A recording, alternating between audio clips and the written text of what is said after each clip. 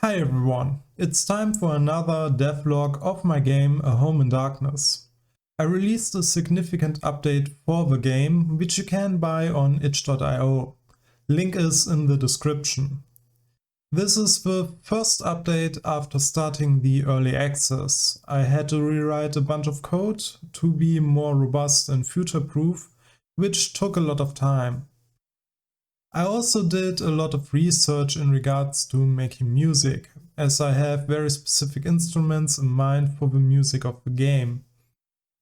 I grew up with old DOS and Windows 98 games, so I still remember the sound of ad-lib music and the like.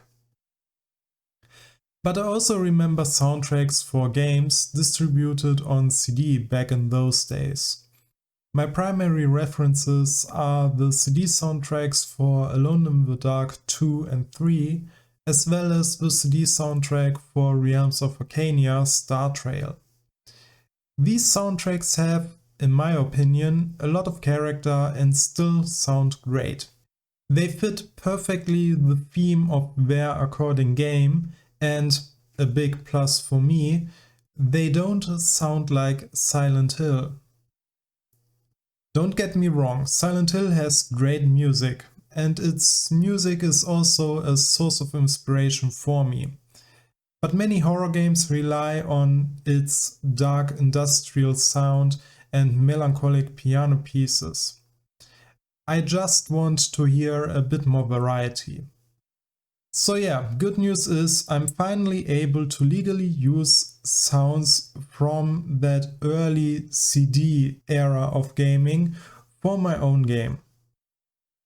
The CD soundtrack for Star Trail was made with a Roland SC55.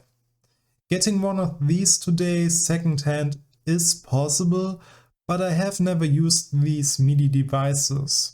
I'm not even sure if they work with modern computers.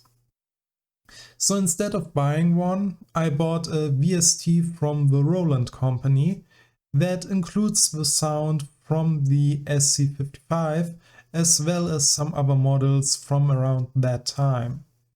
And with this VST, I'm now able to generate the sounds in my DAW of choice.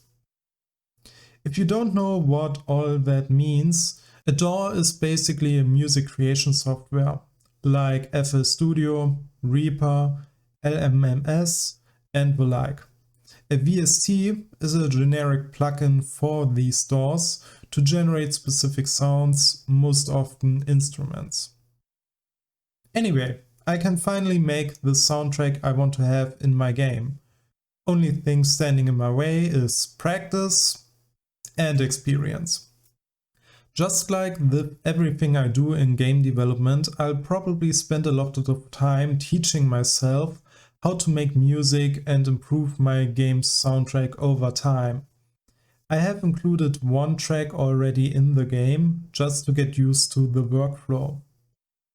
So as you can see, I did a lot of research and testing for the music. But that's not all I did for this update. Up until now, you were only able to walk through a small room in the game, even though I already had a whole building to explore available. But why did I do that? Because A, there wasn't much to explore yet, and B, for some reason, I had graphics glitches in almost every room of the game. Nothing game breaking, but certainly not pretty. Here is the screenshot, for example. Can you see the glitch? Of course you can, because there isn't just one in that screenshot, but three. For one, this strange lighting behavior on the wall. Of all things, lighting, like the most important graphics utility in a horror game, didn't work properly. But also the area darkened by fog. What are these pixels? And lastly, the lines on the other wall. Seriously? To this day, I'm not 100% sure why these graphics artifacts occur. I just know that it has to do with me using the grid map node and most likely the UV mapping I use on those 3D models for the mesh lib. So what did I do to fix these problems? You guessed it, I remade the whole building in Blender. Here it is. You notice immediately that the rooms are much more spacious this time around.